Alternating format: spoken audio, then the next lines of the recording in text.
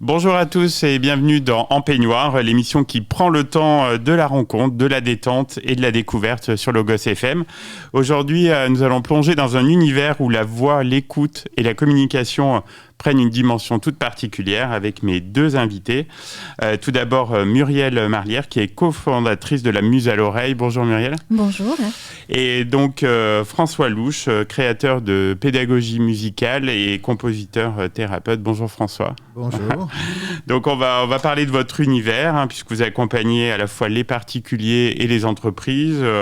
Et puis vous êtes aussi dans l'univers du thermalisme, qui vous est familier à travers des soins musicaux aquatiques dont vous nous parlerez. Tout d'abord, peut-être un petit mot, Muriel, sur la Muse à l'oreille. Est-ce que vous pouvez nous expliquer en quoi quelle est votre approche et sur quoi vous travaillez en fait? La Muse à l'oreille, elle existe depuis 30 ans maintenant. C'est un organisme de formation. Elle a été créée pour diffuser des principes, des méthodes, des outils, des process qui sont extrêmement liés à l'écoute, la voix, je dirais aussi le lien et l'empathie. Puis aussi tout ce qui va créer la résonance et la dimension de cohésion dans une équipe, d'harmonie, mais en tenant compte des différences. Et elle est aussi liée beaucoup à François et à son travail de compositeur, puisque nous utilisons des musiques qui ont des traitements particuliers ou même des compositions originales de sa part. Alors justement, François, au niveau musical, quelle est l'ambiance par rapport à tout ce que vous pouvez développer? On est dans quel univers? On est dans un univers surtout très aquatique, puisqu'en fait l'idée de ces compositions est venue d'un travail fait au musée océanographique de Vancouver, où j'ai vu des dauphins, des petits marsouins, des petits mammifères marins en fait danser sur de la musique. Ah d'accord. Donc ça a été pour moi une émotion très forte et l'idée m'est venue en vivant moi-même une émotion, me disant mais nous aussi nous avons été des êtres aquatiques pendant toute cette période intra-utérine. Donc ce milieu aquatique est là depuis des années en moi et j'ai cherché comment diffuser le son correctement dans l'eau et puis quoi mettre comme musique en fait. Et oui, bien sûr. Quelle musique peut nous servir? Et c'est là que je me suis rendu compte qu'il fallait la traiter, la mixer, la densifier, la filtrer en fait pour qu'elle ait un impact vraiment, on va dire, thérapeutique ou même agir sur la pédagogie. En fait, l'idée c'est comment se servir de cette première intégration in utero et essayer de la reproduire dans une forme de conditionnement, bien sûr, parce qu'on ne sera jamais encore des fœtus. Oui, bien sûr, oui. Mais comment peut-être réveiller des mémoires intra-utérines pour permettre à certains enfants qui souffrent de dyslexie ou de dyspraxie de retrouver un milieu originel à partir duquel ils peuvent peut-être se reconstruire et améliorer leur perception et bien sûr le langage. Là, on serait déjà un peu dans de la rééducation en fait quand on parle de dyslexie, de dyspraxie. Il y a un aspect quand même aussi premier, peut-être au départ, c'était aussi le bien-être. Mais oui, complètement. Le mieux-être, la santé, enfin voilà, pouvoir se vitaliser parce qu'on parle beaucoup de relaxation, ce qui est important, mais c'est important aussi de retrouver le juste tonus, celui qui nous appartient, et de se revitaliser aussi par des musiques nourrissantes, par un milieu nourrissant, et par un porté aussi nourrissant, puisque dans l'eau, nous ne faisons pas que diffuser des musiques. C'est toute une approche avec vraiment qui s'inspire de développement psychomoteur, psycho-auditif, psychocognitif, etc. Et quel type de prestations donc, vous êtes en mesure de proposer, donc à la fois aux particuliers ou aux entreprises? Alors on a, je dirais, l'entrée de base, c'est souvent la découverte du soin musical aquatique.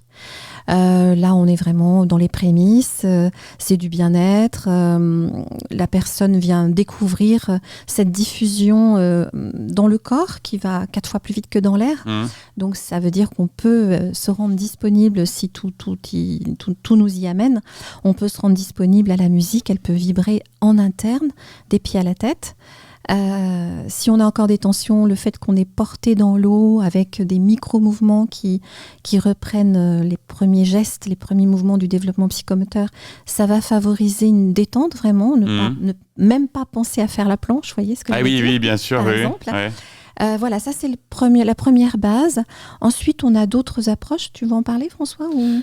Je vais rebondir sur ce que tu as dit, en fait, parce que ce qui est important, c'est que dans l'eau, en fait, la musique est entendue à l'intérieur du corps. Ah oui, d'accord. Et Ouais. on l'entend même encore mieux avec les oreilles bouchées. Oui. Ce qui va induire cette notion de résonance. C'est-à-dire que le corps humain est un magnifique résonateur, un conducteur, en fait, de la musique. Donc, tout l'art va être de choisir des musiques qui vont permettre soit d'obtenir, comme tu l'as dit, une relaxation, soit au contraire une dynamisation, soit une vitalisation, et même, je dirais, des fois, une réorganisation, quoi. Donc cette musique, elle est traitée, j'en parlais tout à l'heure, de façon à... Tu as parlé de nourriture, et c'est vraiment le mot, parce qu'en fait, le corps humain et le cerveau humain ont besoin d'être nourris. Et plus il a de stimulation, plus son cerveau est heureux. En fait, oui, bien sûr. Oui. Ouais. Et on ira presque à l'inverse d'une déprivation sensorielle. Au contraire, on va essayer de donner un maximum de nourriture acoustique. Et puis aussi, comme tu le disais, dans le fait de porter, il y a une relation qui s'installe. Nous, on devient aussi le résonateur de la musique. Et on essaie d'écouter si la personne qui est aussi dans l'eau, qui est portée, résonne à cette musique. Et le fait d'entendre, nous, dans notre... C'est devenu un métier comme un ostéopathe. Hein. Oui, bien sûr, oui. On capte la vibration par les mains et on rentre en résonance avec cette musique qui est aussi entendue chez la personne. D'ailleurs, tu fais un excellent travail, je trouve, c'est dans le domaine de la périnatalité. Ah oui. Ouais. Voilà. Ça, maintenant, si on commence à décliner, Oui. la périnatalité, elle vient de... Enfin, je dirais, je vais faire un jeu de mots, mais elle vient de source, elle coule de source. Voilà, c'est ça. Parce que la femme porte son enfant qui entend la voix maternelle sous forme de conduction osseuse et complète, globale, corporelle. Et là, elle entend la musique comme son fœtus l'entend. Pour peu que le coparent ou le papa ou le futur papa soit là, il va aussi, je vais le montrer comment porter aussi sa compagne. Donc, on a vraiment un moment où qui porte qui, mais en tout cas, il y a vraiment un partage de l'espace-temps et de la musique et des voix. Il n'y a pas que de la musique d'ailleurs, il y a aussi des voix.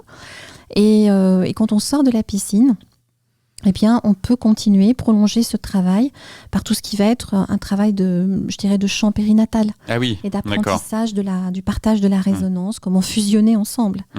Voilà, donc ça, c'est un moment très, très plein, d'une belle plénitude, de grande sensibilité, d'ouverture, d'émotion. Puis après, on décline aussi ce premier temps d'immersion subaquatique. On peut aussi le faire au sein de petites équipes. Je pense à des équipes qui viennent... qui sont là en séjour dans un hôtel. Ou en séminaire, non? En séminaire, exactement, c'est ce que j'allais vous dire, en séminaire, et qui, à 18h, au lieu d'un traditionnel apéro, ou disons avant de faire l'apéro, ça change, ils vont venir dans l'eau, avant d'aller vers l'alcool, ils vont venir dans l'eau avec nous, et on va aussi leur montrer comment ils peuvent se porter les uns les autres. Comment ils peuvent se faire confiance, comment ils peuvent aussi lâcher. Et ça crée une ambiance assez étonnante. Ah oui, on imagine, oui. Vraiment très intéressante, d'introspection, c'est joyeux, on rigole aussi, mais il y a aussi un temps d'introspection, et puis porter ses collègues et être porté, ça ouvre une perspective plus intime, plus relationnelle. Et on se quitte en général 1h30, 2 heures plus tard, dans une autre atmosphère. Voilà, ça peut contribuer à ce qu'un séminaire se passe encore mieux, si je puis dire. Oui, certainement. Alors, racontez-nous votre histoire avec le thermalisme. Comment vous êtes retrouvé au SPA Les Célestins, puisque vous avez un cabinet au sein du pôle santé aussi Exactement. Alors, c'est une rencontre à l'époque avec Monsieur Philippot. Oui. Qu'on salue, s'il nous écoute. Voilà, compagnie de Vichy, comme on disait, qui a entendu, qui a lu un article, et qui a absolument tenu à ce que nous nous installions dans ces locaux et que nous soyons en partenariat. Et ce partenariat se continue aujourd'hui avec Viresort et puis avec France Terme. C'est un partenariat qui nous permet de répondre à la demande, de nous inscrire dans des cures qui jusqu'à présent étaient à thème. Aujourd'hui, la formule change un peu, mais on pouvait s'inscrire dans des cures autour de anti-stress, prévention du burn-out, femmes post-cancer du sein, femmes enceintes évidemment, douleurs de dos, voilà, pour travailler aussi sur, comme on change la relation à son corps vibrant, son corps sonnant, si je puis dire, ça va aussi changer l'image qu'on a de soi et de son schéma corporel, même ça peut aller jusque-là. Donc c'est important aussi quand on a été abîmé par une maladie ou qu'on souffre, ça permet de vibrer de l'intérieur, si je puis dire.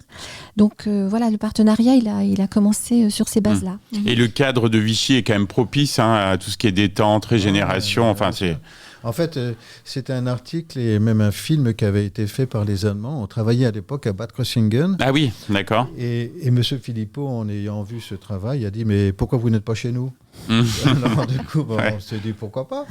Donc on est venu, il nous avait fait visiter en fait toutes ces installations et ça nous a séduit, c'est évident. Surtout en fait qu'il y a au sein du Thermal Spa, il y a un bassin circulaire. Oui, tout à fait, ouais. Et alors, qui est très agréable. Ouais. Pour diffuser la musique, les ondes circulaires sont vraiment propices en fait à la propagation. Donc on obtient en plus de l'eau thermale et les musiques bien sûr et la configuration circulaire. En fait, on obtient une osmose entre le corps humain qui est quand même assez aussi circulaire. Il n'est pas tellement angulaire. Hein, oui. Il est en 3D en volume. Donc ça permet avec ce bassin et les musiques d'obtenir des résultats qui sont quand même assez extraordinaires. Hein. Oui, pour nous c'est des bonnes conditions de travail, vraiment. Et l'eau thermale apporte vraiment un plus. Ah oui. Elle a une douceur, elle a quelque chose d'apaisant. Oui. Une portance aussi, une qualité de portance. Oui. Et là, je peux faire une petite parenthèse. C'est en fait, quand j'ai commencé des musiques, j'ai étudié la forme du bassin, des volumes d'eau et tout. D'accord. De façon à ce qu'il y ait une adéquation entre les ondes acoustiques et puis les ondes aquatiques. Et la composition de l'eau est très importante puisque pour certaines personnes, en fait, je vais chercher des fréquences sonores, fréquences acoustiques, qui sont proches des fréquences des éléments. D'accord. Donc, soit on peut renforcer, soit au contraire, on peut diminuer. Mais je trouve que c'est un jeu extraordinaire. Bien sûr. Un peu comme une table de mixage. Oui, c'est ça, si on peut comparer, oui.